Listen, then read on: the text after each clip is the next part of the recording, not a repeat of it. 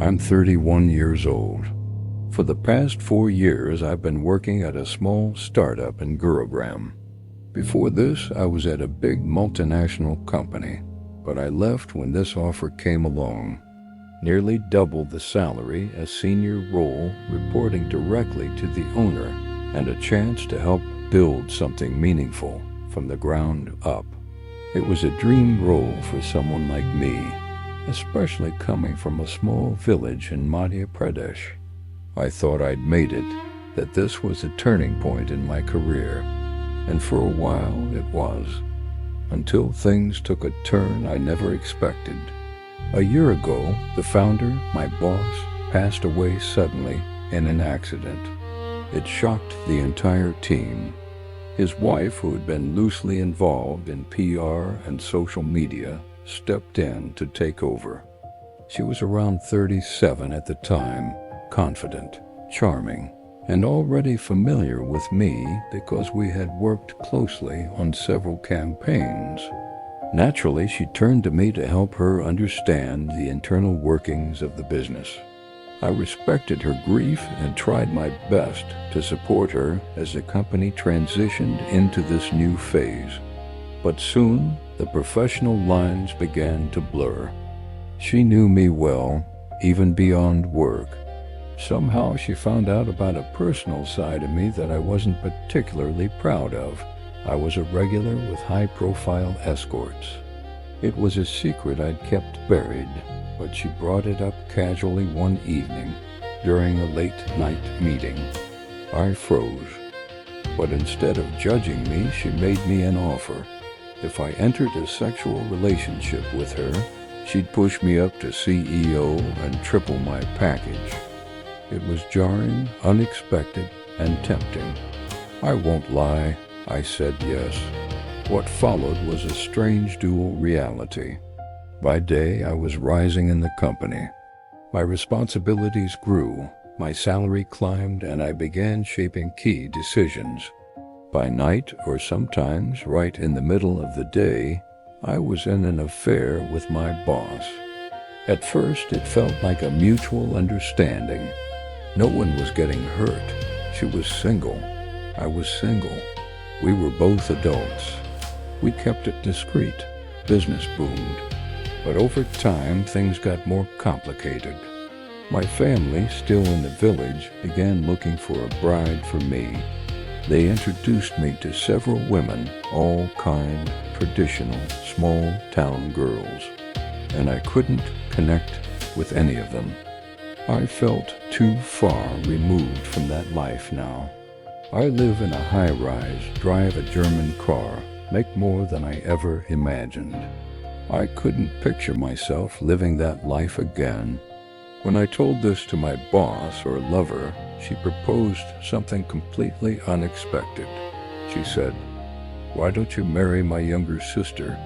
I was stunned. Her sister to 29, a dentist, soft-spoken, beautiful, in a very traditional way, had met me a few times at family events. She'd even thanked me for supporting her sister during a hard time, and now that sister wanted me to marry her. While continuing our affair in secret, she said it would be perfect. I'd keep my CEO role. I'd have a respectable, loving wife, and we'd maintain our connection quietly, without guilt or consequence. She promised her sister would never doubt us. At first, I thought she was joking, but she wasn't. She said she couldn't bear to see me with someone else, especially not someone who'd take me away from the company or from her. She was honest about her feelings, possessive even. She said if I refused, I'd have to leave not just the relationship, but the company too. She said she wouldn't be able to work with me every day without calling me, touching me, wanting more. It was an ultimatum, and I didn't know what to do. Logically, it sounds like the perfect deal. A beautiful wife with a respected profession, a lavish salary, continued control over the company I helped grow, and a lover who already knows my secrets. On the surface, everything works, but in my gut, something feels off. I'd be marrying someone who trusts me under false pretenses. I'd be building a life on a lie, and I don't know if that's something I can live with long term. Her sister doesn't suspect a thing. In fact, she respects both of us deeply. She believes her elder sister is a strong businesswoman who rose after tragedy, and she sees me as the man who helped her get there.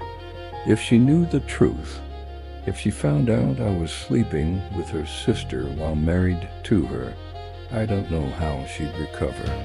And that thought stays in my head no matter how tempting the offer looks on paper. Still, the fear of going back is real. If I say no, I could be jobless. My family would force me into a marriage I'm not ready for. I'd have to leave the city, return to a slower, smaller life, and possibly carry the guilt of walking away from everything I built. At 31, that feels like failure. At the same time, choosing the other path means building a future rooted in deception. I don't know which one is worse. I've talked to no one about this. Not my friends, not my parents. No one would understand. They'd either judge me for the affair or call me stupid for even considering saying no to such a comfortable future. So I'm stuck in silence, torn between two versions of my life. One that feels right on the outside and one that still has a conscience inside. Sometimes I wonder if this is how people lose themselves, one small compromise at a time. First, I gave in for power, then I stayed for comfort. Now I'm being offered a life I didn't even ask for, one that benefits me but might destroy someone else. I've started waking up anxious. I can't look at the sister the same way anymore. And even the boss, she's not just my lover. She's still someone grieving, someone lonely. I don't even know if this is love, power, or just habit anymore. There's a part of me that feels used, but there's also a part that knows I allowed it. I agreed to everything. I said yes, maybe out of desire, maybe for ambition. So can I blame her? Or is this just the cost of choices I made willingly? That's the question I keep circling back to. So I'm putting this out there to the Untold Just audience, not for sympathy, but for perspective. What would you do if you were me? Walk away from wealth, power, and control for honesty? Or stay quiet, play the game, and live a life that works? On the surface, am I a villain already? Or is this my chance to choose who I really want to be? I don't have the answers yet, but I know this. One decision will shape the rest of my life.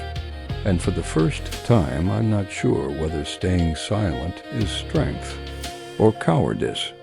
I need help seeing it clearly, because either way, someone's going to get hurt, and I just hope it won't be the man I see in the mirror.